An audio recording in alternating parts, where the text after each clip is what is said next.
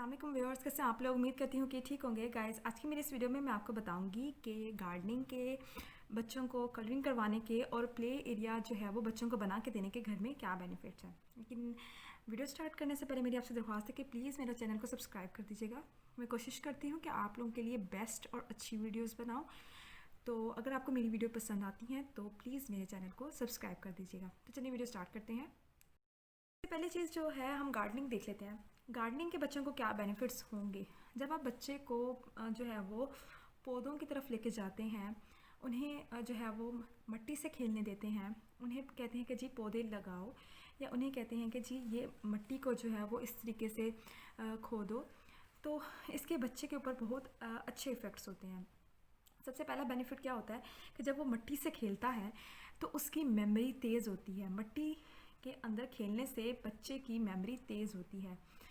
और उसके अलावा जो है वो बच्चे का जो इम्यूनियन सिस्टम होता है वो बेटर होता है, और उससे वो जो है वो बीमारियों से लड़ सकता है अच्छे तरीके से, जो बच्चे मिट्टी में खेलते हैं। इसके अलावा जो है वो बच्चे की मेमोरी जो है वो इम्प्रूव होती है। उसके अलावा जब बच्चा मिट्टी के अंदर खेलता है, वैसे तो बच्चों को कोई स्ट्रेस नहीं होते हैं, लेकिन अगर उनको अपनी उम्र के कोई भी स्ट्रेस हो तो वो भी रिड्यूस हो जाते हैं। जब मिट्टी के अंदर खेलता है और उस पर कोई चीज़ राइट करता है, जैसे सपोज करें आपने बच्चे को बोला कि इस पर ए राइट करें, ये बहुत छोटे बच्चों की बात हो रही है। तो जब वो बच्चा राइट करता है तो वो उस चीज़ को जल्दी सीख लेता है। यानी कि अगर आप एक बच्चे को मिट्टी के ऊपर लेटर्स लिखवाते हैं तो वो उस चीज़ को जल्दी सीखते हैं। अगर आप मिट्टी पे नहीं लिखवा सकते तो आप चौक के ऊपर भी, चौक से ब्लैक बोर्ड के ऊपर भी बच्चों को लेटर्स सिखाएं, क्योंकि जो बच्चे चौक के ऊपर लिखते हैं और उसकी वो जो एक आवाज़ और वो एक पैटर्न होता है, उससे एक बच्चे जो है वो जल्दी लफ्ज़ सीखते हैं। उसके अलावा बेनिफिट ये होता है कि बच्चों की सेंसरी डेवलपमेंट होती है। उसके अलावा बच्चे प्लांट्स के बारे में सीखते हैं। उसके अलावा जो है वो बच्चे के अंदर सब्र आता है। जब आप बच्चे को कहते हैं कि ये जो पौधा है, अभी हम इसमें बीज बीज डालेंगे मिट्टी के अंदर, फिर ये बड़ा होगा, और जब ये वक्त गुजरता है और फिर वो चीज़ बड़ी होती है और फिर उसमें फल लगते हैं, और जब आप बच्चे को ये कहते हैं कि फल जो है वो कच्चे हैं, जब ये पक जाएंगे फिर हम खाएंगे, तब ये तमाम प्रोसेस से जब बच्चा गुजरता है तो उसके अंदर जो है वो सब्र आता है। इसके अलावा जो है बच्चे की एक आउटडोर एक्टिविटी भी हो जाती है। तो अब हम बात करते हैं कि बच्चों को कलरिंग के क्या फ़ायदे होते हैं। बच्चे को जो है वो आपने डिफरेंट तरीके की जो है वो कलर्स अगर आप लेके दें और उन्हें कुछ पेपर शीट लेके दें और उस पर बोलें कि बच्चे कलर्स करें। बहुत छोटे बच्चे जो हैं उनको दे दें कि वो कुछ भी ड्रॉ करें, और थोड़े बड़े बच्चों को जो है वो आप कुछ पैटर्न भी दे सकते हैं कि इसके अंदर ड्रॉ करें।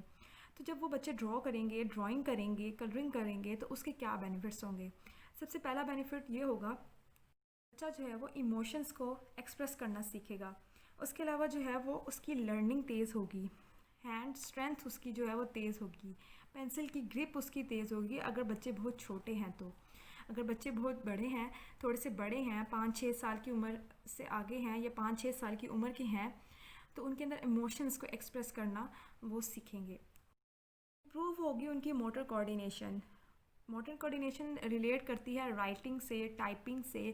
जब बच्चे की मोटर कोऑर्डिनेशन ठीक होती है तो उसकी टाइपिंग और राइटिंग जो है वो बेहतर होती है, और हाउस होल्ड के जो वर्क्स होते हैं उसमें भी उसको बेहतरी होती है। अलावा जो है वो बच्चे के अंदर एक फोकस डेवलप होगा। हम बात कर लेते हैं कि अगर आप घर में एक प्ले एरिया बनाते हैं तो उसके बच्चे को क्या बेनिफिट होंगे। उस प्ले एरिया में बेसिकली वो खेलेगा भी और उसके अंदर उसके टॉयज़ भी होंगे, तो फिर उसके बेनिफिट्स होंगे। ज़ाहिर बात है, प्ले एरिया का मतलब ही यही है कि वहाँ पे टॉयज़ हों। तो प्ले एरिया के बच्चे को जो है वो क्या बेनिफिट होंगे। सबसे पहला बेनिफिट ये होगा कि बच्चे के अंदर जो है वो ना क्रिएटिविटी आएगी। बच्चे की जब एक जगह बनी हुई होगी तो उसे पता होगा कि ये मेरी जगह है और मैंने इसको साफ़ रखना है। या आप उसे बोलेंगे भी कि ये आपकी जगह है और आपने इसको साफ़ रखना है, या आपकी जगह है इसे साफ़ करें, या आपकी जगह है अपनी जगह पे जाके खेलें। तो इस तरीके की चीज़ें जब आप बोलेंगे तो उसे पता होगा कि मैंने अगर गंद करना है तो एक ही जगह पे करना है, और अगर मेरी जगह है तो मैंने इसकी सफाई भी करनी है। तो उसके अंदर जो है वो क्लीनिंग जो है वो भी पैदा होगी कि वो चीज़ों की सफाई करेगा, उसे चीज़ों को साफ़ करना जो है वो भी उसके अंदर डेवलप होगा। उसके अलावा जब बच्चों का एक प्ले एरिया बना हुआ होगा तो वो खुद ही देख के, उनके कलर्स देख के बच्चे जो हैं अट्रैक्ट होंगे खेलने की तरफ। यानी बच्चे खुद ही खेलने की तरफ जाएंगे, और जब उन्हें पता होगा कि ये हमारा एरिया है तो वो अपने ही एरिया में, मतलब आपको ज़रूरत नहीं पड़ेगी, पेरेंट्स के लिए फैसिलिटी हो जाएगी कि आपको इधर उधर से खिलौने उठाने की और रखने की ज़रूरत नहीं पड़ेगी। उन्हें पता होगा ये हमारा एरिया है, तो वो अपने एरिया में ही जाकर खेलेंगे और अपने ही एरिया में ही चीज़ों को ख़राब करेंगे। आपको ज़्यादा सफाई करने की ज़रूरत नहीं पड़ेगी। उसके अलावा जब बच्चे खुद जाके खेलेंगे और टॉय से खेलना शुरू करेंगे तो उनके अंदर एक कॉग्निटिव स्ट्रेंथ पैदा होगी। कॉग्निटिव चीज़ें जो होती हैं वो लैंग्वेज, थिंकिंग, क्रिएटिविटी और अटेंशन से जुड़ी हुई होती हैं। तो बच्चे के अंदर कॉग्निटिव स्ट्रेंथ्स पैदा होंगी।